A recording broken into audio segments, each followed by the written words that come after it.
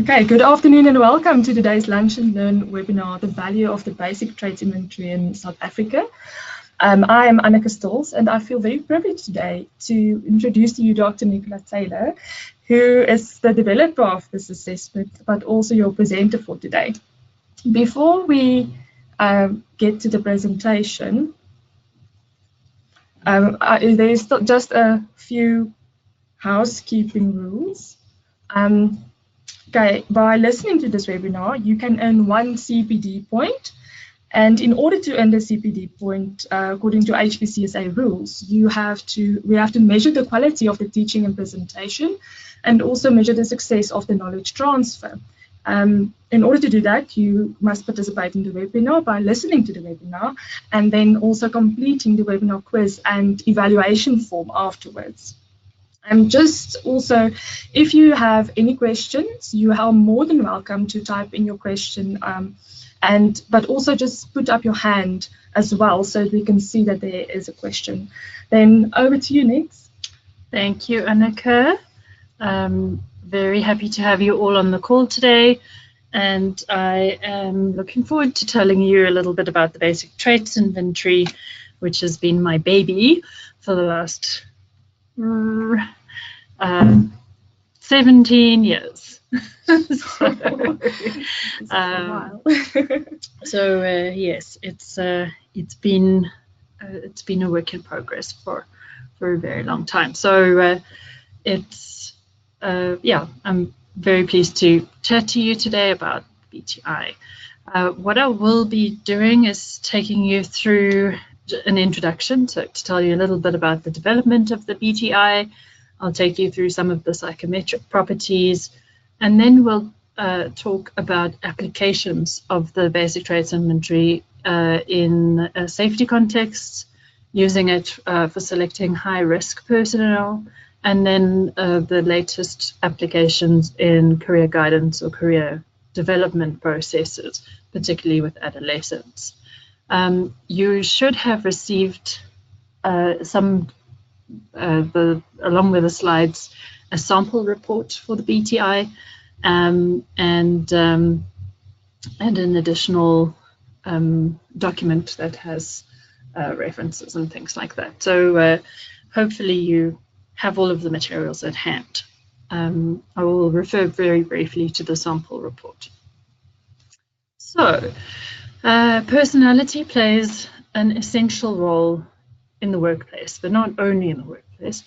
Where it is used most often in the workplace could be applications to do with leadership, performance, safety, measuring things like creativity, agility, integrity, learning styles. Sometimes it has applications aligned with values. It's used in onboarding. It's used from the moment you set foot in an organization, from the selection process to onboarding to development processes, used for promotion, used for team development, you name it. So the value that personality has in the organization is that it needs to be able to predict how someone is going to perform in the organization, and how someone is going to work with others. And there are many, many different kinds of personality assessments that can be used. BTI is an example of one of them. The 5-factor model of personality is probably the most researched model. There are different kinds of, obviously there are different kinds of models available when measuring personality. You have personality types, you have interpersonal, the interpersonal circumplex, you have a number of different ways of looking at personality. We're going to talk about the 5-factor model. This model emerged from the lexical tradition in assessment. What does that mean? It means many, many, many years ago, 1932, Gordon Allport and his mate Odbert put together a list of words from the dictionary that referred to or there were traits that described people in some way or another. And these they categorized into 4 different types of words. And the one category that relates specifically to people's behavior was then used to describe traits. That formed the basis of the 16PF, formed the basis of the neo-PIR, many of the adjective checklists that have been subsequently created have really come out of the work that Allport and Odbert did way, way, way back in the day. The assumption is that language provides the basis for the way that we describe people, and that the most commonly used descriptions can be clustered together. And based on research that's been done with the universe of words describing people, came out of that came the Big Five, or 5-factor model. Was originally discovered by a research study that was done in the military.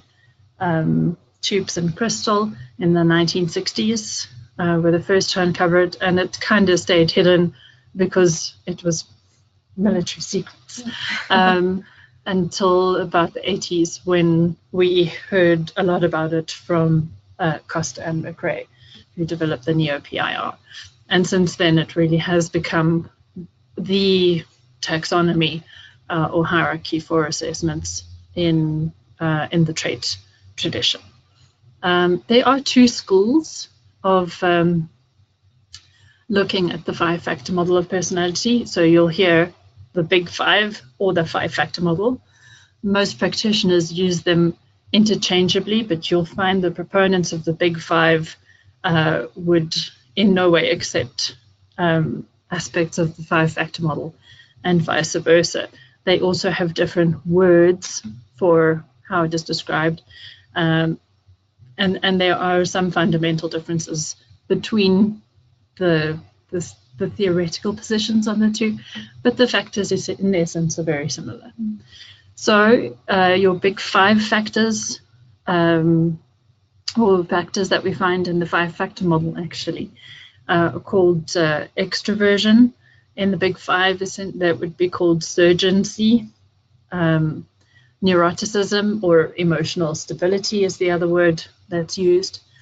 Conscientiousness, it's usually conscientiousness. Openness to experience used to be, well, in the Big 5 model, was referred to as intellectance. So it had to do with how you think about things, not necessarily only being open to ideas and so on. It had some element of intelligence, or how people describe people as being more intelligent. And then agreeableness is also usually described as agreeableness. So if you rearrange the letters, you get ocean, and that's how most people remember the letters of the Big 5. So started development of the BTI in 2002. It was my master's research project, rather ambitious for a master's study, but it was by dissertation only, so I had to keep myself busy at least for 2 years. There were no locally developed personality tests available at that time. And Dion de Bruyn was my lecturer in my honours year at Stellenbosch University. And when it came to now deciding what to do with my master's, I had a long discussion with him about the various options and what I could study. And I said to him I really enjoyed the exercise developing personality scales in our honours class. And he got really excited and said he's been wanting to do this for such a long time. Let's do it together. And that's how we started working on the basic traits inventory. So we both then moved to Johannesburg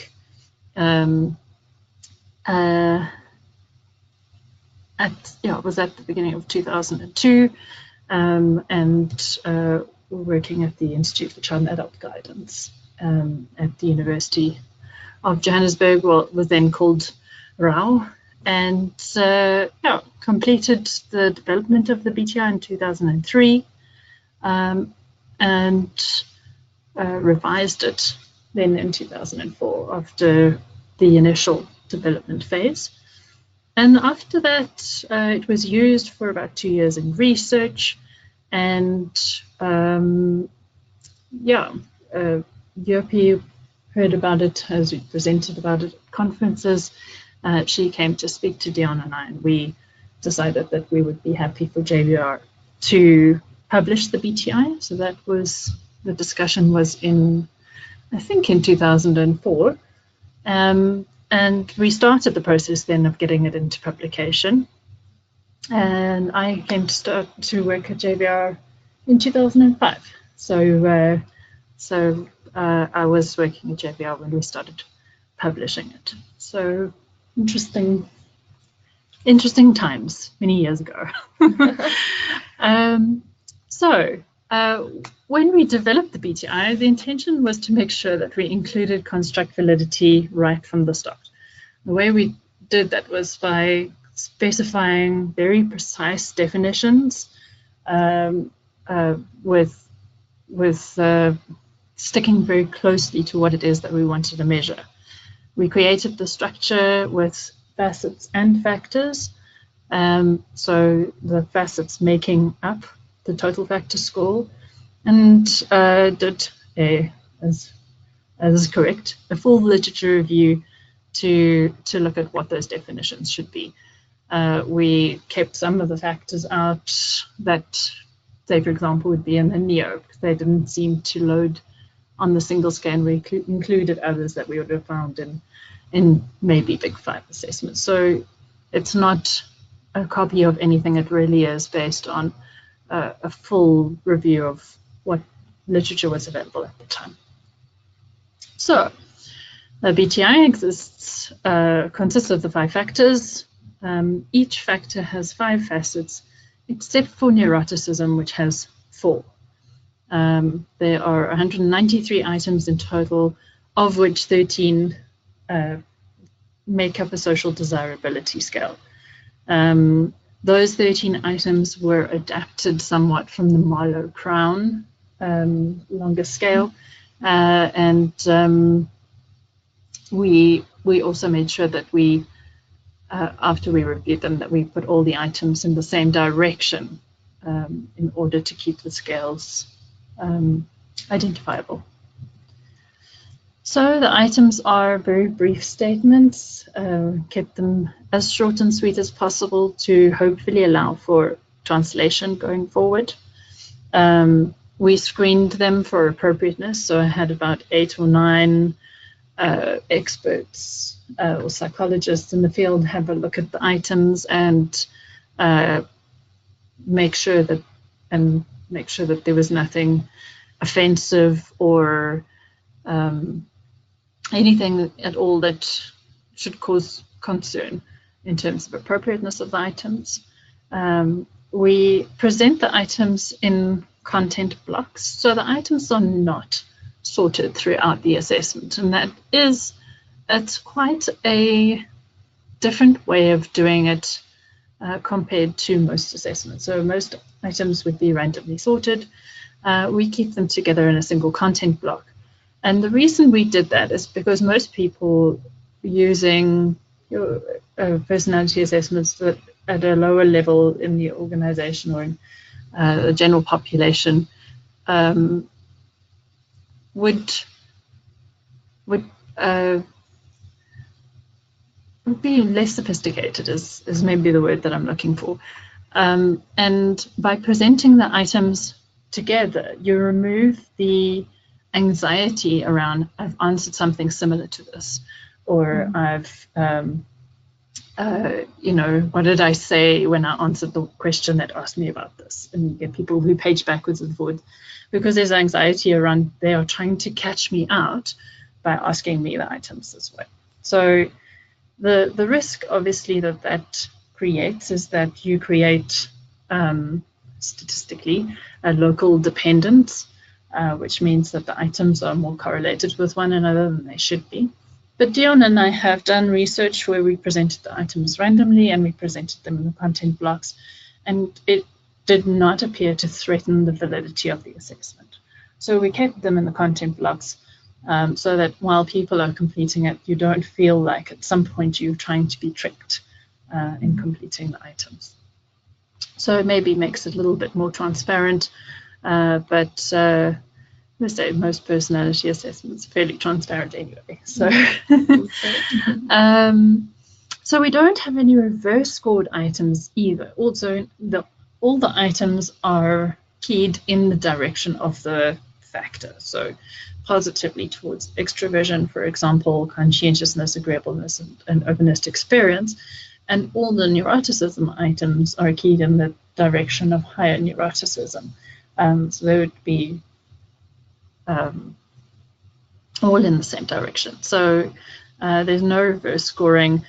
We found that what happens is you end up with artifacts, factor artifacts, where all the negatively keyed items all just load on one end of the factor or on a separate factor, and that is not meaningful. So you can also change the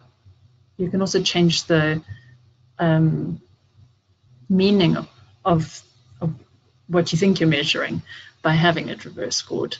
And we decided to keep it straightforward and simple. We use a 5-point Likert type response scale, which ranges from strongly disagree to strongly agree. So fairly straightforward to respond to as well. Was there any reason for choosing the Likert type scale? It was mostly the trend. I mean, we considered all of the options, so multiple choice versus true, false. How many points also do you have in the Likert type scale? Prof. Skeppers would always advocate 7 points, and it must be 7 points. And having different anchors as well. We wanted to keep it a single rating scale so that it didn't change throughout the questionnaire, to keep it easy for people to respond to. But the Likert type scale, we found, gives you the maximum amount of variance when working with a question. So to try and maximize the information without complicating it too much. Okay, that makes sense.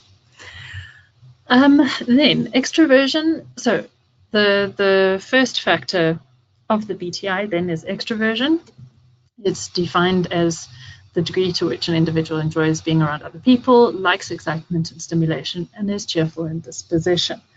And the 5 factors that make up extroversion then are ascendance, or enjoying being the center of attention, dominating groups of people; liveliness, just being quite active and a lot of personal energy; positive affectivity, being optimistic, cheerful, generally happy to be around; gregariousness, which is enjoying social contact with others; and then excitement seeking, which is enjoying dangerous activities, looking for adventure, and being willing to take risks.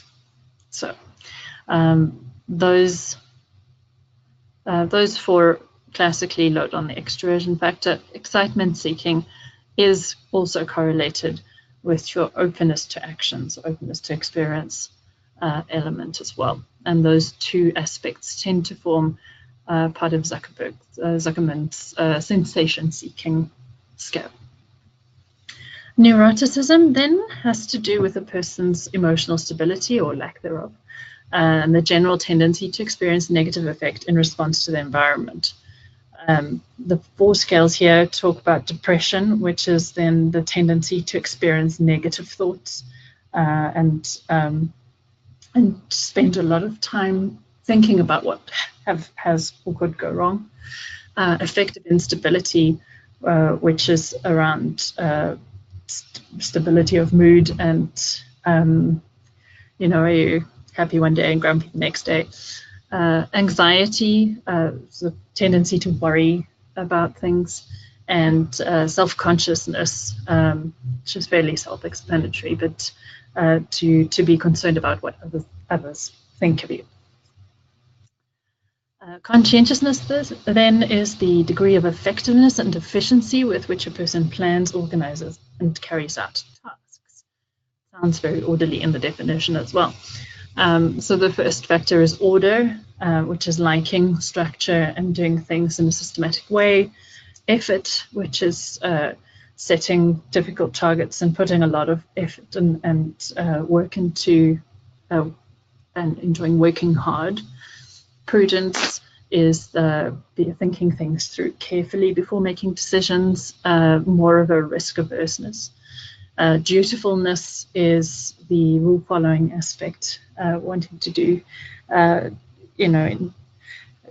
enjoying following the rules and doing what is expected of you. And self-discipline is then the ability to actually sit down and do what you need to do. Have yet to learn that. Openness to experience then is the extent to which people are willing to experience new or different things and are curious about themselves and the world. And the factors that make up openness to experience is aesthetics, and openness to aesthetics has to do with enjoying things of beauty, art, literature, poetry, some more cultural aspects of life. Openness to ideas is a willingness to entertain opposing ideas, have philosophical discussions and think about things in a different way. Openness to values would be being more tolerant of people from diverse backgrounds and so on. Openness to actions is wanting to and enjoying trying new things, whether it be food or different, travel or visiting different places.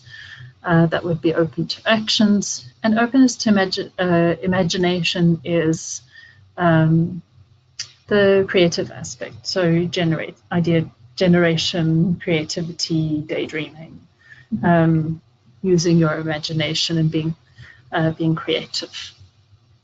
Right, and the last but not least is agreeableness, the degree to which a person is able to get along with other people, has compassion for others. So high scores on straightforwardness. So it's slightly different to how you would find agreeableness in many other scales.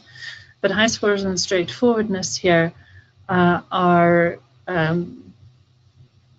frank, sincere, and tend to be straightforward in how they communicate their ideas. Low scorers may tend to obfuscate or bend the truth a little bit, and maybe put things in a way that aren't exactly truthful. High score compliance then is being willing to do what others tell you to do. Higher scorers here would also be quite willing to forgive and forget very easily, and will let things go. Pro-social tendencies is very, very much that, so being concerned about helping others, contributing to society, and doing good. Modesty has to do with humility, not taking credit where you shouldn't, and being humble. And then the last scale is tender-mindedness, which is being kind and caring and concerned about the well-being of others. So those are the 5 factors and the 24 facets that exist within the BTI. When we went about standardizing the BTI, we initially started, as with any good test, with lots of samples of students, and they ranged from first year to postgrads to whatever. They were studying all sorts of things, and we had lots of academics really quite willing to look at profiles of their own students. This was also before you had to get ethical approval for absolutely everything in the universities. So we didn't abuse them. It was all voluntary. But we were lucky to be able to get a lot of data. We also, with the initial norming of the BTI, started with getting students to, as part of their class project. So one of the classes that that Dion and I lectured was, they each had to complete the BTI, and then they had to get their parents or 2 other people to complete the BTI. So we would snowball it by getting getting others to fill it in too. So it's quite a successful strategy, because we ended up with about 6,000 people, thankfully. We checked the reliability, we checked the validity, we checked the factor structure, did a lot of factor analyses. We also looked at bias and equivalence, and equivalence of that is points factor congruent by target rotating factors to the expected structure, and also between groups to make sure that the factor structure emerged for men and women, for black, white, English, Afrikaans, Indigenous African language speaking groups. So if you are terribly interested in the finer details there, you're welcome to read my master's dissertation, or the detail of that is in the manual as well. So once we've done all of those things, we then created norms. We currently have norm groups for students. We have norm groups for based on police officers and security personnel, that's applicants as well. So applicants for security positions would go with the police norm group. We have the working adults norm sample, which is based on the use of the BTI over years in the selection of candidates. And then our latest norm group is the adolescent norms, which were published earlier this year. That consists of learners aged 13 to 18 years. And it's a slightly smaller sample, but I'll talk about them a bit later. So the reliability for the 5 factors across all of these groups is high. They're all above 0.8, most of them above 0.85. So we are very happy with those. On the subscales, most of them are at least above 0.7. There are 1 or 2 that fall slightly lower than that. And there are also 2 scales that I consistently find are low. And those, you want to get your pen and write these down. Those are openness to values. Find it has lower reliability, probably because most people score quite high on that scale. And modesty is the other scale that tends to have reliabilities below 0.6. So I would not use those scales on their own.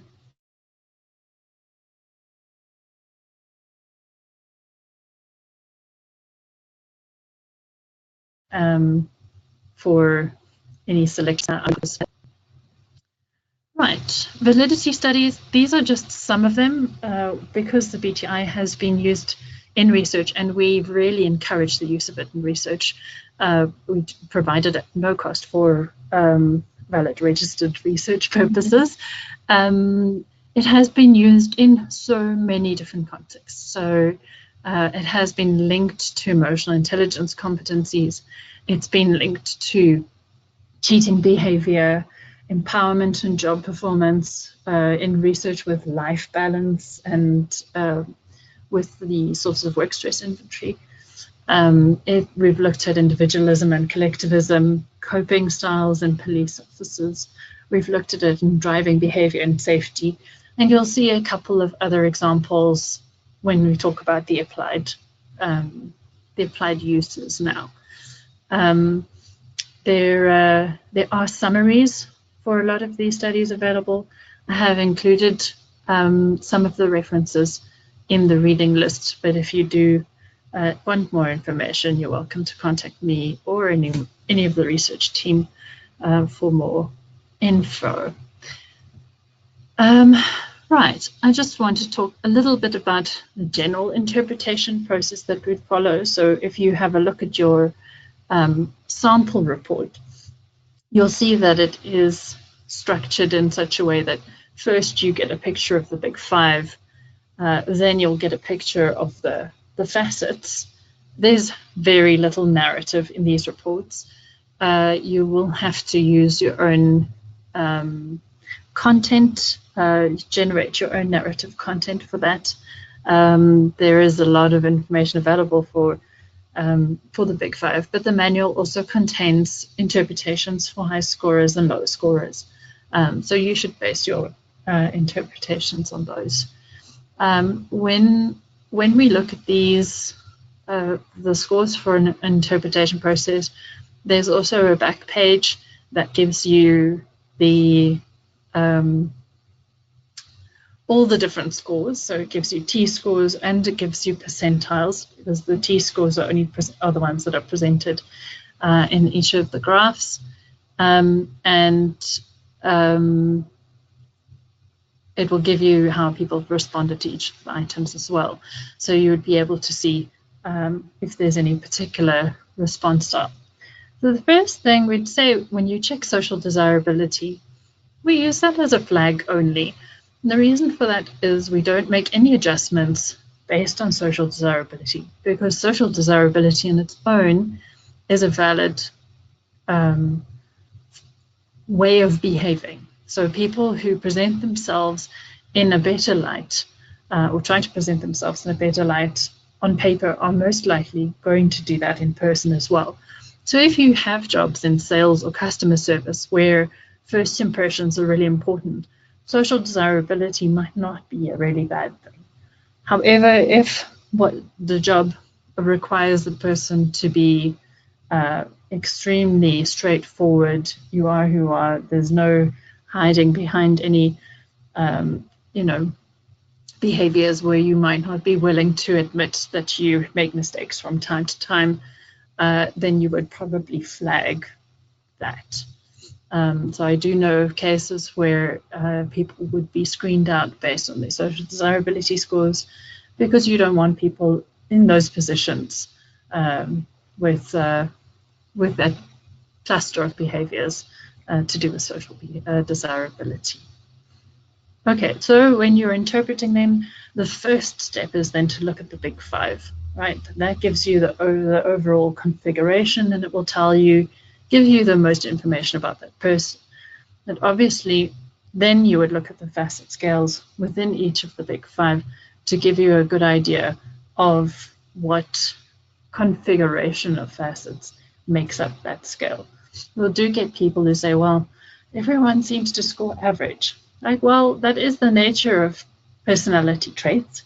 You will find that people tend towards high and low. And using T-scores, it's very rare to find anyone with scores below 40 and anyone with scores above 60. When they do go very, very high like that, it would be considered quite abnormal, as those would be 2 standard deviations away from the normal distribution. So I always suggest use the T-scores as an indication with the stanines, because people may be more familiar with interpreting stanines than they are T-scores. So use the two together. Look for configurations in the scales. So are there certain clusters of high scores or low scores, and how do they work together, even across the factors? So for example, if you were to look at an element of conscientiousness like dutifulness, which is then following the rules, and maybe an element of high compliance on agreeableness, this is someone who maybe follows the rules unquestioningly and would want to please people in the way they do things. And that would be very different to high dutifulness and low agreeableness. Maybe following the rules, but they are certainly not going to be doing it because you asked them to do it. So those clusters and configurations are really what give a lot of meat to the interpretation of the skills. So you would look at those clusters and you would look at what interactions there are. There are certain highs and lows that call out to you. Perhaps doing case studies is something that we can pursue in a further webinar. We then check response styles. So you'll see at the bottom it tells you that they tend to strongly disagree with everything or strongly agree with everything, with their balance across the two, that they just use the middle point for everything. That also tells you about how they've approached answering the questioning. All right, so for the second half of this hour, I'd like to talk a little bit about applications of the BTI in various contexts. The first is to do with safety applications. The BTI has been used in research and safety contexts like mining, public transport, nuclear power, security sectors, also in the workplace, general workplace. It's been used with live line electricity workers, and in more context than are named here. But we've looked at research that predicts accidents.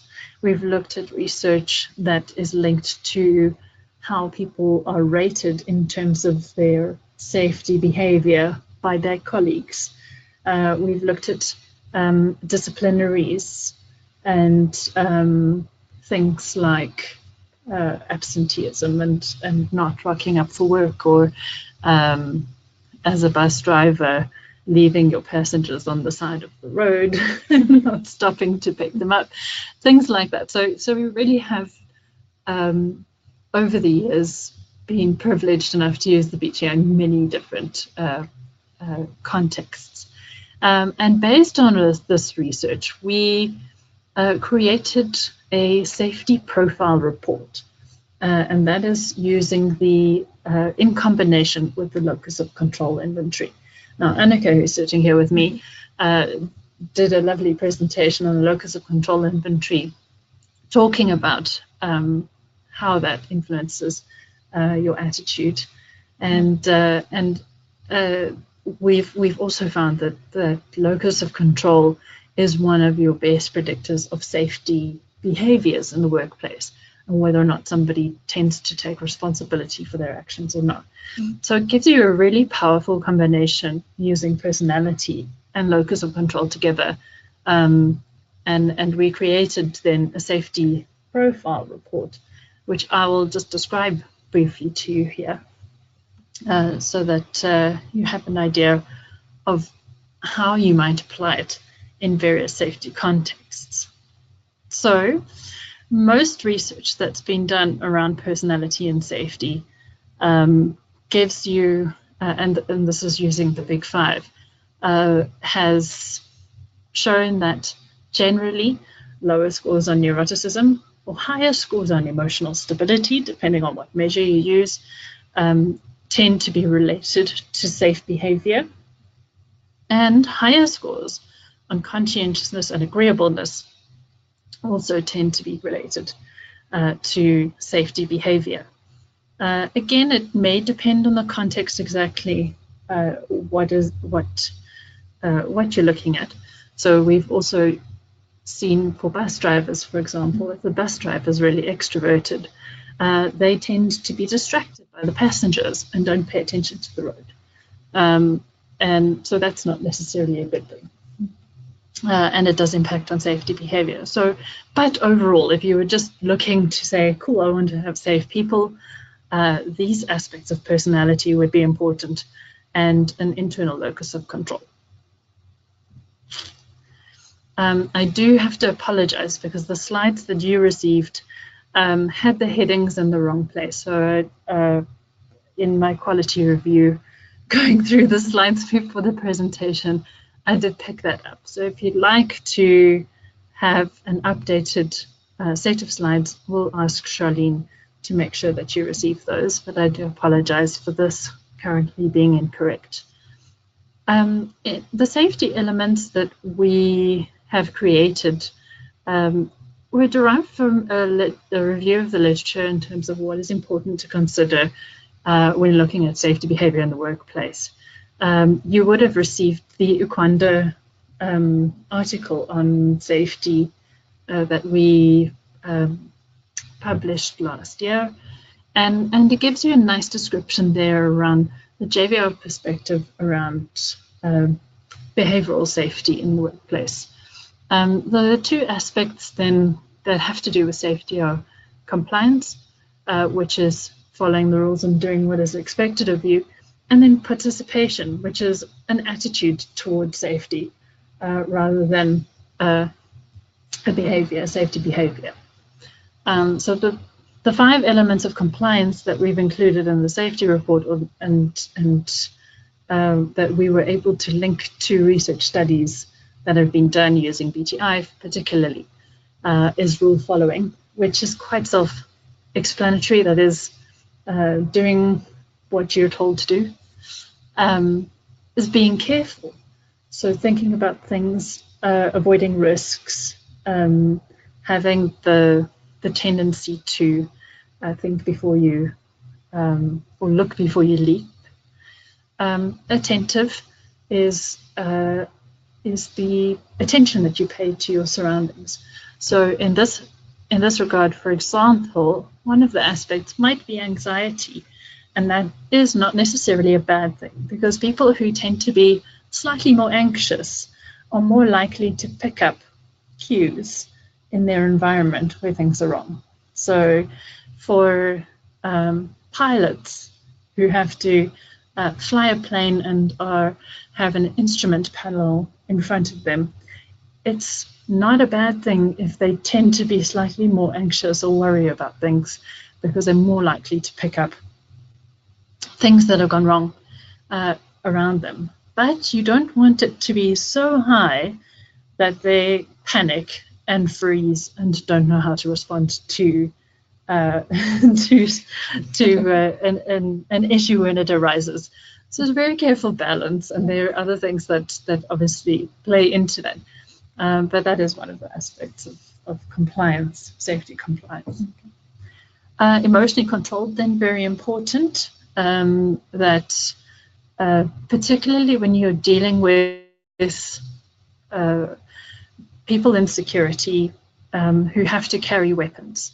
So we've done research using the BTI and the STAXI, State Trait Anger Expression Inventory, and linking their aspects of personality to the tendency to become angry, lose your temper, act irrationally, and different beliefs around anger as well. So the research that we've done around security personnel very much has informed that aspect.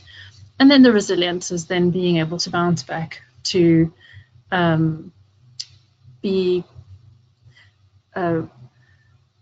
stick with what you're doing as well, and to be able to handle an incredible amount of stress. So be able, in order to act safely, you need to be able to manage the stress that you have to deal with.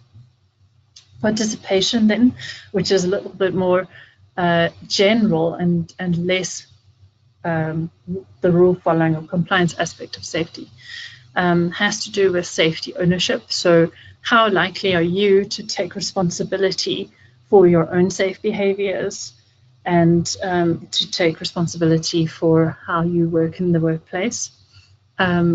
Teamwork is very important in safety contexts, because you have to be able to communicate with others and play nice in order to ensure that there's a safer work environment. And then the last aspect is the safety attitude, which again is your tendency to think safety and be concerned about the safety of others in the workplace. So those are the elements that we cover in the BTI safety report, but I wanted to cover it here in terms of various applications for the use of personality, and particularly the basic traits inventory in environments where safety is important. Okay, the second aspect I'd like to talk about is high-risk personnel selection. I'm not going to spend a hang of a lot of time here because you have all had feedback or attended the webinar on the risk or work-related risk and integrity scales, which is based on personality and deals with counterproductive work behavior in a lot of detail. And if you haven't seen the webinar, I do suggest that you do. I just want to talk very, very briefly around counterproductive work behavior. You'll see that it's very similar to the research that's been done on safety, because a lot of the elements around integrity and counterproductive work behavior are very similar to behaving in a safe way. So there are links between personality and counterproductive work behavior. The specific links depend on what behavior you're looking at.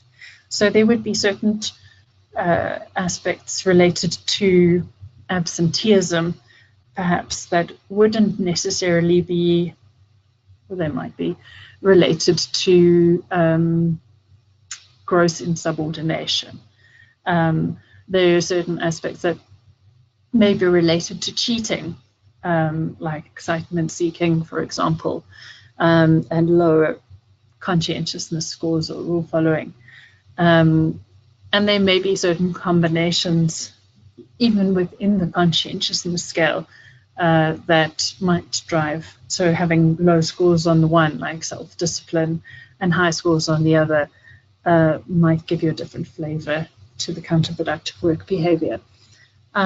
At this point, I'd like to just say that it is important to consider, if you're selecting people for high-risk jobs, like computer security, actuaries, people are going to be working with money, people are going to be working with jewelry, perhaps in jewelry stores, where it's not safe behavior necessarily that's the concern, but it's integrity.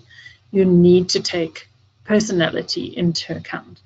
Now, if you were to assess me on any personality assessment that has to and select me for a high-risk position, you might find that my profile is not ideal. I do pride myself on integrity.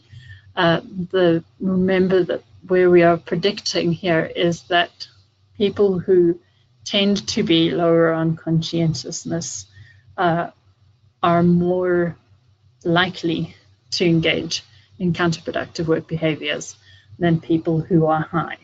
And that is the risk management process that you follow in the selection. So again, conscientiousness, agreeableness tend to be the strongest predictors for counterproductive, low scores on those, and high scores on neuroticism tend to be the strongest predictors of counterproductive work behavior, so similar to the safety behaviors. But again, the combinations of the subscales might play in differently. I want to spend a little bit more time on the career guidance aspect. So this is the newest element of the BTI. We are looking at creating outputs that will help people with the incorporating this as part of their processes. So please do expect to get something out in the next year. When we looked at the BTI with our adolescent sample, we wanted to check, is the structure of the 5 factors the same for adolescents as it is for adults?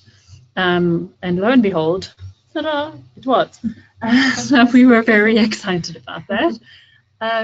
We also tested, so split our samples. We had over 865, I think it was, that we split into a younger group and an older group. So the younger adolescents, 13 to 15, and the older adolescents 16 to 19. And we compared their factor structures as well to make sure that we can obtain the same structure for the younger group and the older group as well. And we did find that. So we found the equivalence between the factor structures of the adolescents, also to the theoretical structure, also to the adult sample. So we also asked the adolescents to go through the items and tell us which ones were not relevant to them. And there were maybe one or two that had to do with things like, I don't earn a salary, so having money or giving money to charity. Some of them had said, well, I don't have my own money to give. And moving things around the house, I think someone said, I'm not allowed to do that. But very, very, very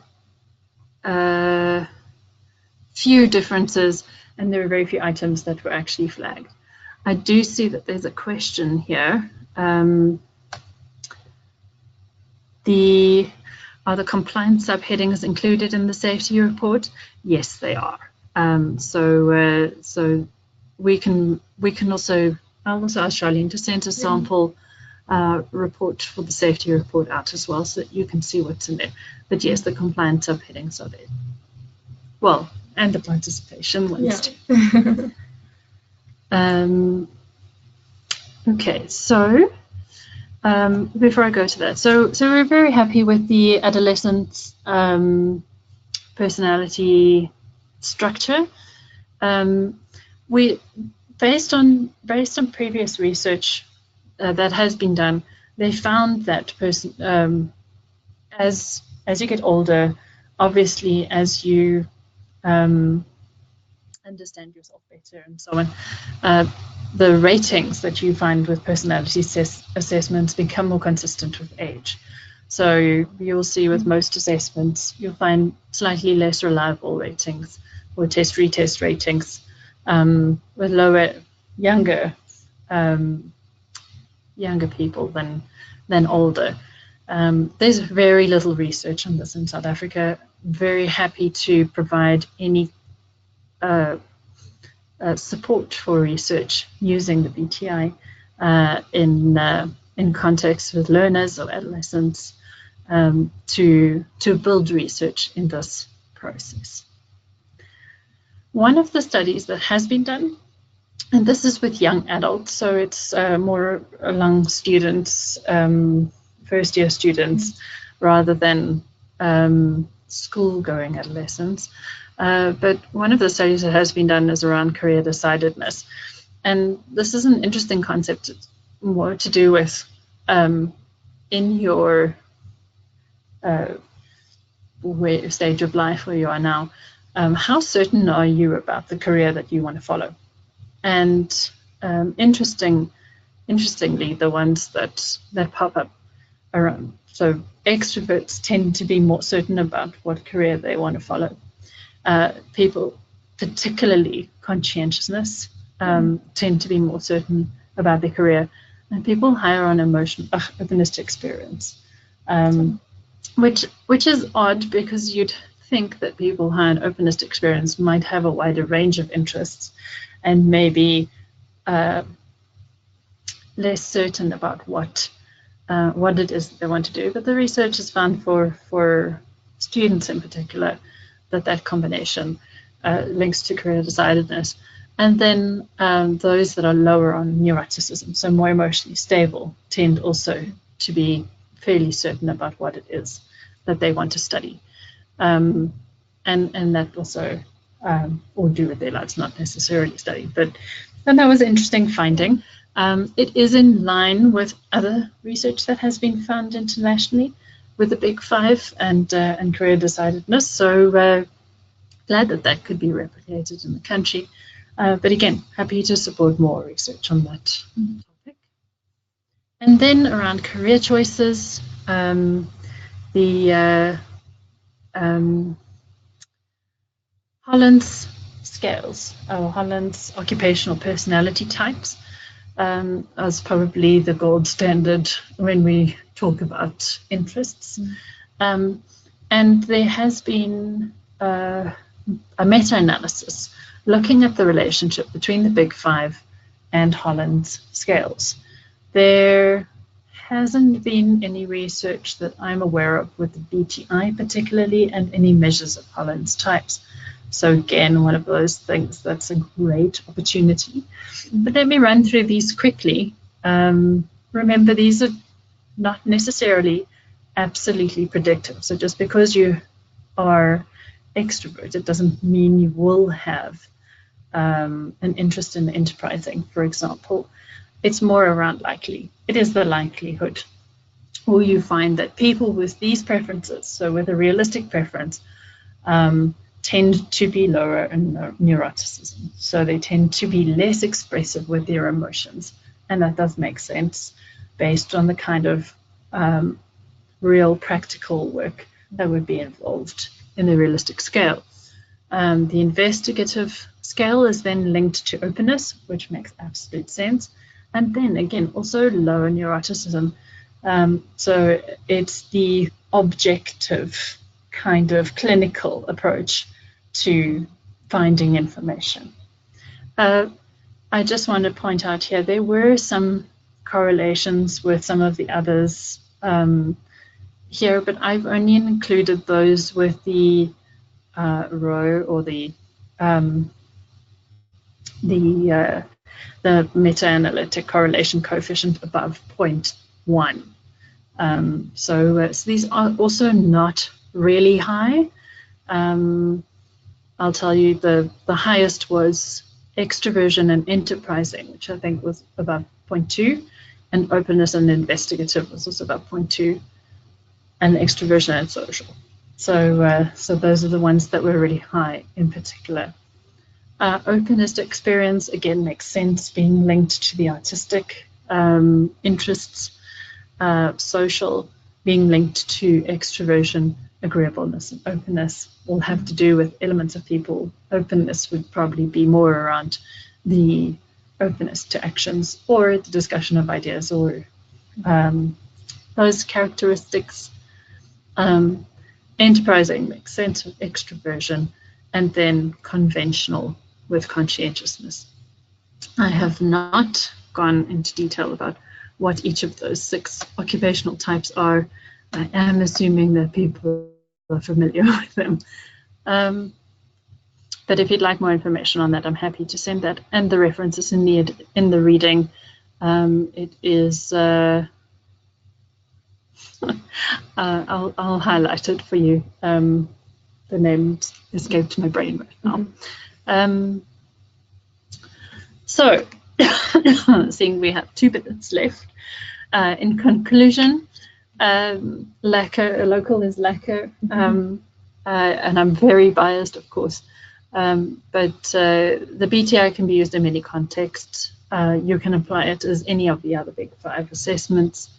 There are various norm groups, so depending on where you want to apply the BTI, you have the option of having different comparison groups available to you. The psychometric properties are excellent. For what it's worth, it has a certificate from the Health Professions Council saying that it is a psychological test and specifying who may use it. So psychologists and psychometrists may use the BTI. And it's affordable, being a locally developed assessment. And price lists are available from your account manager. And I put in here, it plays well with others because it works very well with the locus of control inventory. It works well with the source of work stress inventory. It works well with the risk. In combination with your cognitive assessments or your reasoning assessments, it really can help provide a very affordable, easy to interpret battery. Right, and that is my story for today. So thank you very much for your time and your attention, and for your questions. If there are any more, the costs. Sorry, Harriet. Here we go. For the different reports, I don't have the exact costs, but they are in the region of 170 odd rand for the profile report. I'm not sure what the safety report is, but we can make sure that we send those to you. Okay, so thank you very much, Nicola, for a very, very interesting presentation and taking us through the development of the BTI and also telling us a bit more about the value of personality and the BTI in various contexts. I particularly found the application in the different contexts very, very interesting. So thank you so much for that. Thank you so much also to all the listeners. And I would like to invite you back next week for another lunch and webinar. Thank you for participating, and thank you for listening. Thanks, everyone.